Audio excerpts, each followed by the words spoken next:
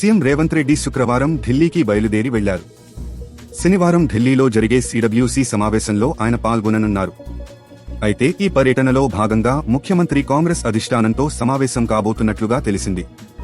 లోక్సభ ఎన్నికల్లో పార్టీ సాధించిన విజయం, మంత్రివర్గ విస్తరణ, నామినేటెడ్ పోస్టుల భర్తీ, పీసీసీ అధ్యక్షుడు ఎంపిక వంటి అంశాలపై పార్టీ పెద్దలతో ముఖ్యమంత్రి రేవంత్ రెడ్డి చర్చించనున్నట్లుగా సమాచారం.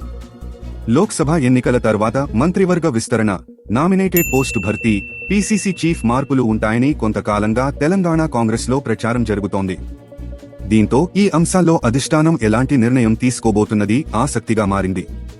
ఇక నేడు జరగబోయే సిడబ్ల్యూసీ సమావేశానికి తెలంగాణ కాంగ్రెస్ వ్యవహారాల ఇన్ఛార్జి దీపాదాస్ మున్షి, ముఖ్యమంత్రి రేవంత్ పీసీసీ చీఫ్ హోదాలో ఈ భేటీకి వెళ్తుండగా సిడబ్ల్యూసీ ప్రత్యేక ఆహ్వానితుడు వంశీచంద్ రెడ్డి, శాశ్వత ఆహ్వానితుడు దామోదర్ రాజనరసింహాలు సైతం హాజరవుతున్నారు. కాగా ఈ నెల 27వ తేదీతో రేవంత్ పీసీసీ పగ్గాలు చేపట్టి 3 ఏళ్లు అవుతున్నాయి.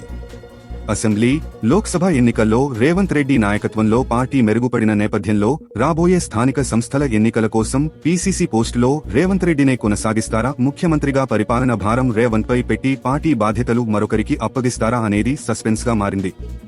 ఒకవేళ వేరే వారిని పీసీసీగా నియమిస్తే ఈ పోస్టుకు రేవంత్ రెడ్డి ఎవరి పేరును సూచిస్తారనేది ఆసక్తిగా మారింది.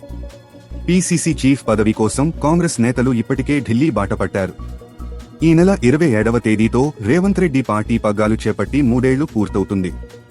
దీంతో ఈ నెలాఖరులోగా కొత్త పీసీసీ ఎంపిక ఉంటుందని పార్టీలో టాక్ నడుస్తోంది. ఇప్పటికే కొత్త పీసీసీ కోసం కసరత్తు చేస్తోంది. సీనియారిటీతో పాటు పార్టీకి విధేయంగా ఉన్న వారికే పార్టీ పగ్గాలు ఉంటాయని తెలుస్తోంది. నేడు ఢిల్లీలో జరిగే సిడబ్ల్యూసీ సమావేశంలో పార్లమెంట్ ఫలితాలపై, ఈ ఏడాదిలో జరిగే అసెంబ్లీ ఎన్నికల రాష్ట్రాలపై చర్చ జరగనుంది. అదేవిధంగా పలు రాష్ట్రాల పీసీసీ చీఫ్ల మార్పుపై కూడా చర్చించే అవకాశం ఉందని పార్టీ వర్గాలు తెలిపాయి. తాజా సమాచారం కోసం లైక్ చేయండి, సబ్స్క్రైబ్ చేయండి, నోటిఫికేషన్ల కోసం గంట సింబల్ ఆన్ చేసి పెట్టండి.